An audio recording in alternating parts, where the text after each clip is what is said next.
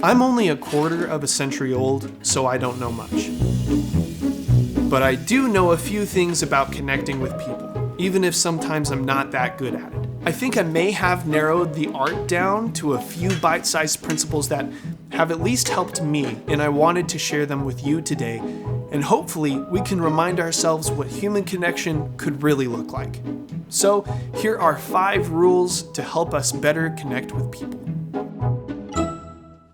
Invest in interpersonal relationships. The people you should be investing in are the people immediately around you. Let me ask you a question. How many people do you interact with regularly in the real world and not online? Think about your family, your closest friends, your coworkers. There's probably, between 20 and 30 people just within this circle of close, immediate relationships that you have in your life right now, which means that they are the people that have the most influence over you right now in your life. So, assuming your friends aren't toxic, it might be a good place to start. Make sure the people in your life are pushing you to personally grow in ways that can seem uncomfortable, and make sure that you do the same for them. They need you and you need them, whether you think you do or not. I'm sorry, but isolation is just not the answer. Social isolation is actually detrimentally dangerous to your personal health. In fact, research suggests that chronic prolonged social isolation has extremely negative effects on your mind, your mood, and your body. 3 things that you need to take care of over the course of your life. What it does is it raises the risk of mental health conditions such as anxiety, depression, and substance abuse. And then chronic conditions such as high blood pressure, diabetes, and heart disease. It also raises the risk of dementia in older adults. That's like a laundry list of bad things. Exercise empathy. It does not matter who you are or what you believe if you don't stop and take into consideration that there are literally just as many worldviews as there are people in the world. According to Google, that's currently 7.753 billion. Not everyone thinks alike, and not a single person thinks exactly like you do.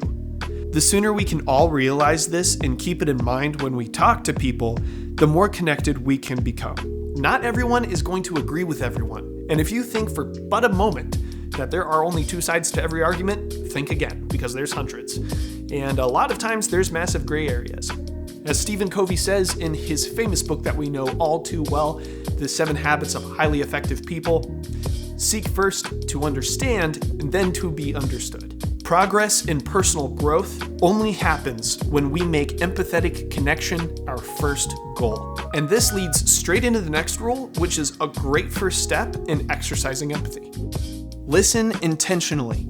I've already mentioned this before, but I am a very distractible human being, and actively listening to people is something that I'm constantly working on. Stop me if you've heard this one before, but a great way to actually get better at listening is to talk less, observe more. Soak up the content of the talk at hand, and then participate in the conversation.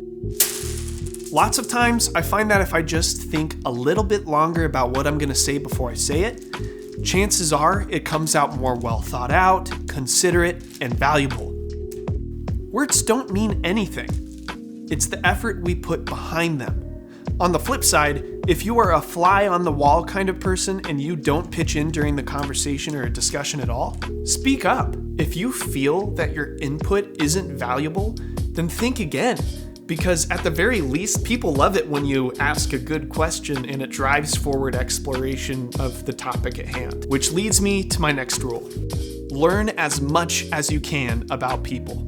The more you know about people, the better you are able to relate to them, the more you know how to care about them, and the better you are able to connect emotionally. Being interested and asking questions and building the knowledge base about people that you have in your life goes a long way in showing how intentional and thoughtful you really are. People will honor that effort and also seek to be more connected with you.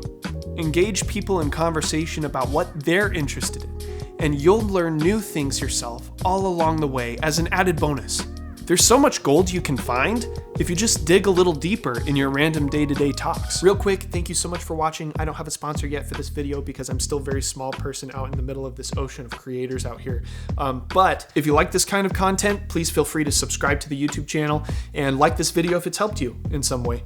Thank you so much. I greatly appreciate you. Finally, learn a new language. Okay, this might be an optional rule, but friends, I gotta say, being able to speak multiple languages just seems like a superpower to me. Like, I did the math, and if I were to only learn how to speak Hindi, I would be able to speak to 300% more people than I already do speaking English. And that's just purely because it is a widely spoken language. Then I thought about it some more, and I realized that if I became conversationally fluent in just Hindi, Chinese, Spanish, and French, just those 4 languages, I know, just. Bear with me. I would be able to speak to 4.25 billion people, which is well over half of the population of the entire planet. And here's the craziest part. I did more math, and I discovered that if you spent only an hour studying these 4 languages for the next 3.5 to 5 years, you'd become conversationally fluent in all 4 of them. That's insane to me. Superpower unlocked.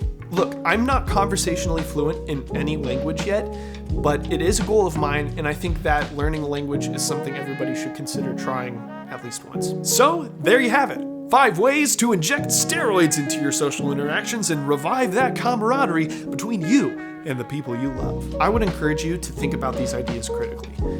I mean, most of the people on this planet have one or more of them that they're probably not good at. Which connection skill do you think you need to work on more? Also, if you've got more ideas and more rules, put them in the comments below. Because let's expand our horizons and benefit those around us. Why not? As always, thank you so much for watching, and I'll see you next time.